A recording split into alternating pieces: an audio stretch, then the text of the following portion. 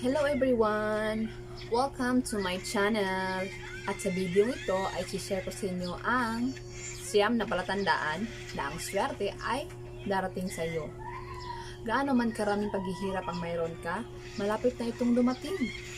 Kadalasan, mayroong mga palatandaan na nagpapakita na ang isang tao ay malas.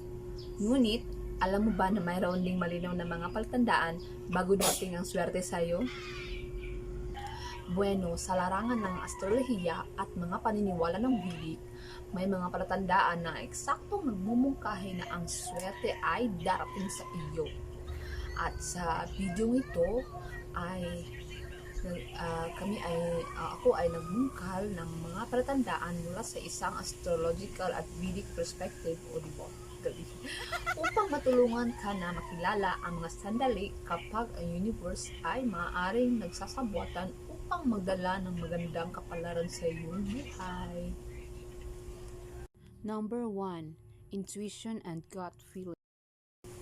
Ang isang malakas na pakiramdam ng bituka o intuisyon kung minsan ay maaaring maging tanda ng nalalapit na swerte. Magtiwala sa iyong panloob na instinct. Maaari ka nilang gabayan patungo sa mga tamang desisyon at pagkakataon. Number 2. Unexpected windfall. Ang paghahanap ng hindi inaasahang pera o mga mapagkukunan ay maaaring isa sa mga palatandaan na ang magandang kapalaran ay patungo sa iyong daan. Maaari ito ay isang bonus sa trabaho o isang hindi inaasahang mana o simpleng makahanap ka ng pera sa kalye.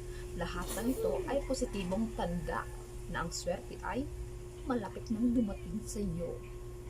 Number 3. Dreams and omens.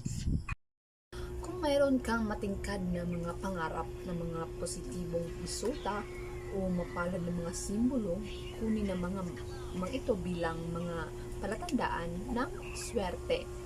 Ang mga panaginip ay kadalasang nagbibigay ng patnubay mula sa hindi natin malay na mga pangyayari.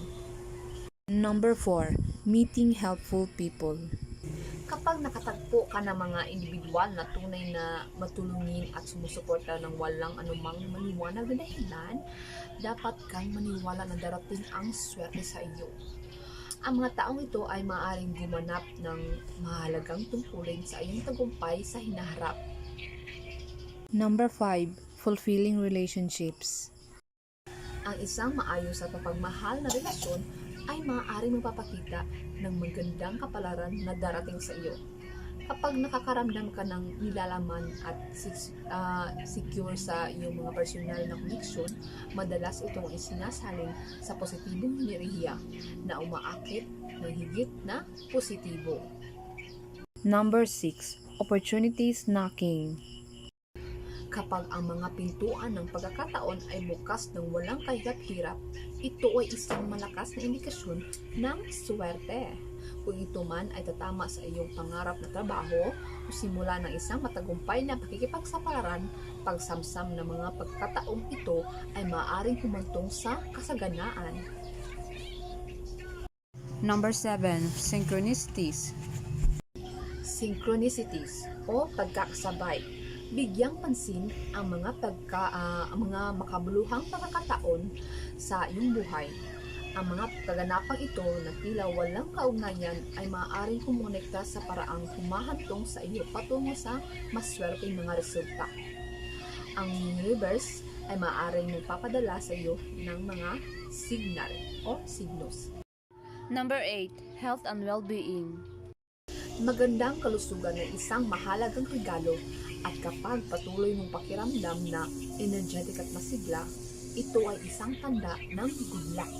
Ang iyong physical at mental na kagalingan ay maaaring maka-impluwensya sa positibong enerhiya sa paligid mo. Number 9. Feeling in sync with nature. Yung pakiramdam na nakaayon sa kalikasan. Madalas na sinasalamin ng kalikasan ang ating panloob na estado. Kung nakita mo ang iyong sarili na nakakaramdam ng pagkakatugma sa natural na mundo, napapansin ang mga kapalatandaan mula sa mga hayop o nakakaramdam ng malalim na koneksyon sa mga elemento. Isaalang-alang ito bilang isang senyales na ang swerte ay umaayon sa iyong landas. Yun lamang mga kaibigan at salamat sa panonood niyo.